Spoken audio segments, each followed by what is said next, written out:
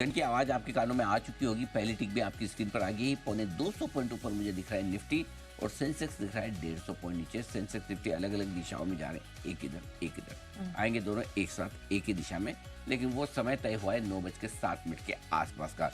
तब तक नेहा जी तैयार है करेंसी और कमोडिटी बाजार की शुरुआत करने के लिए। फरमाइए। तो कल तो रिकॉर्ड लो हमने देखा, अब 84 रुपए 70 पैसे का रिकॉर्ड लो बना। 20-21 पैसों की कमजोरी लेकर रुपया बंद हुआ है। आज भी आसार कुछ कुछ वैसे ही दिख रहे हैं, क्योंकि डॉलर इंडेक्स यहाँ पर मजबूत है। देखते हैं आज ओपनिंग कहाँ पर होती है, लेकिन आसार इसी के हैं कि यहाँ पर एक और रिकॉर्ड लो बनता दिख सकता है।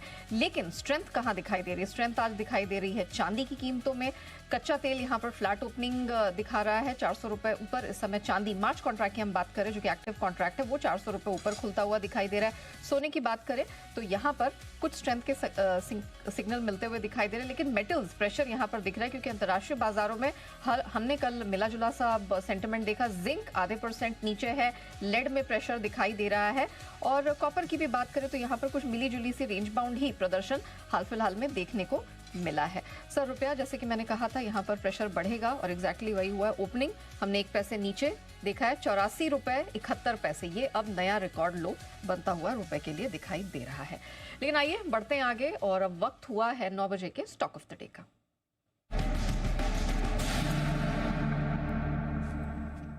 सर बताइए क्या पसंद आ रहा है? 3 स्टॉक्स मैंने चुने हैं 9 बजे के लिए। पहला है ओएनजीसी के, इसके फ्यूचर्स में खरीदारी करने की राह है। स्टॉप लॉस लगाए आप 253 पर, टारगेट 264 और 266 का रखें। विंडफॉल टैक्स हटाने की बात हुई थी, वैसे तो कल ही आ गई थी, बाजार के दौरान आई थी, और उसके बाद ओएनजीसी रिलायंस जैसे कंपनियों में एक अच्छा एक्शन भी देखने को मिला था। लेकिन मुझे लगता है डे 2 भी थोड़ी फॉलो अप बाइंग हो सकती है। कच्चा तेल स्टेबल है। अच्छी खबरों पर भी, मतलब कच्चे तेल के लिए जो अच्छी खबरें होती है भाव बढ़ाने वाली, उस पर भी बढ़ता नहीं हो, स्टेबल है, घटने के लिए तैयार रहता है। ओएनजीसी के लिए मुझे लगता है कि ये लेवल्स है बड़े पॉजिटिव हैं, और इसलिए हमें लगता है कि ओएनजीसी में एक खरीदारी का फॉलो अप बाइंग का मौका मिल सकता है। अगर हल्का फुल्का नीचे मिले तो कहना ही क्या, 2-3 रुपए नीचे मिल जाए। 258 पे कल बंद हुआ था, 259 पे, 255-56 के आसपास, 254 के आसपास एंट्री पॉइंट बन जाए तो बहुत ही बढ़िया, फर्स्ट क्लास हो जाएगा। ये आपके लिए इंटरेस्टिंग चीज़ होगी। एक दूसरी डीएलएफ, इसके फ्यूचर्स में खरीदारी करने के लिए स्टॉक ने कल भी कमाल किया था, अब भी कर सकता है। कल आपको याद होगा ना, हमने कहा भी था कि सीमेंट और रियल एस्टेट दोनों ही सेक्टर हमें बड़े मजबूत दिख रहे हैं इस महीने के लिए। सीमेंट ने कल अच्छा एक्शन दिया, इवन रियल एस्टेट भी मजबूत होते दिखे हैं। यहाँ पर 838 के स्टॉप लॉस के साथ खरीदारी करें कल के लोस पर। थोड़ा नीचे मिले 845-47 की रेंज में एंट्री करने का तो और भी अच्छा। 860, 866, 874, ये 3 टारगेट है जिसके लिए खरीदारी करें। आज यूबीएस की तरफ से एक अच्छी रिपोर्ट भी आई है, जहाँ टारगेट 1005 का रखा गया है। कैश मार्केट का एक स्टॉक और मेरे रडार पे है, और वो है सोलर इंडस्ट्रीज। 10,400 के स्टॉप लॉस से खरीद सकते हैं, 10,850, 11,000 के टारगेट के लिए। और कंपनी की सब्सिडी को एक 2,039 करोड़ का एक बड़ा ऑर्डर मिला है डिफेंस प्रोडक्ट्स बनाकर बेचने के लिए अगले 4 सालों में। ये भी एक अच्छा ऑर्डर है, जिसकी वजह से यहाँ खरीदारी का मौका बन सकता है। और 8 बजे जो मैंने आपको स्टॉक ऑफ द डे दिया है, जो हमारी वेल्थ क्रिएशन पिक भी है, और वो है प्रोटीन ईगो टेक। यहाँ पर भी एक बड़ा ऑर्डर मिलता हुआ दिखा है 161 करोड़ का। आपको लग सकता है 161 करोड़ का ऑर्डर छोटा हो, लेकिन छोटा नहीं, बड़ा है, क्योंकि कंपनी की तिमाही आय 200 करोड़ के आसपास है और सालाना आय 880 करोड़ के आसपास है। तो उस हिसाब से आप देखेंगे तो साइजेबल ऑर्डर है।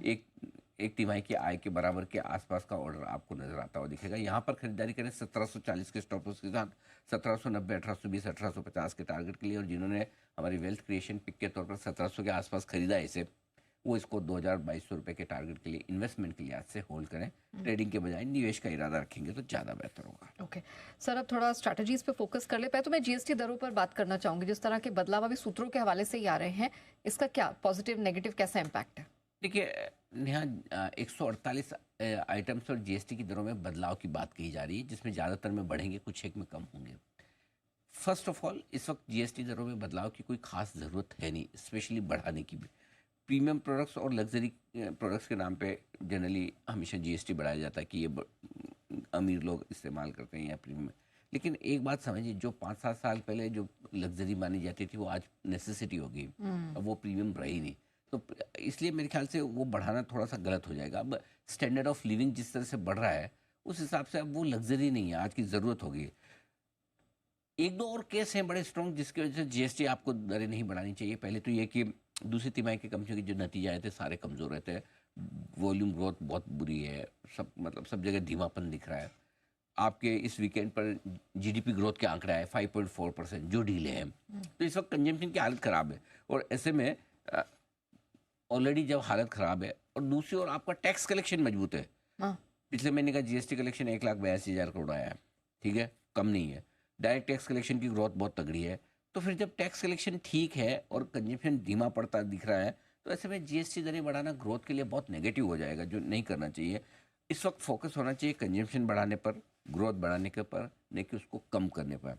इससे ऐसा करने से बाजार का सेंटीमेंट थोड़ा सा बिगड़ सकता है, कमज़ोर हो सकता है, तो ये ध्यान में रखने की ज़रूरत है। बाकी रहा सवाल, अब देखते हैं कब होता है, कितने प्रोडक्ट्स पर होता है, किस रेट पर होता है। अभी ये सिर्फ सोर्स बेस्ड खबरें हैं, लेकिन जिस तरह से खबरें आ रही, कुछ ना कुछ बड़ा चल रहा है। अब अगली काउंसिल की बैठक जब होगी तब पता चलेगा कि उसमें क्या कुछ होने वाला है।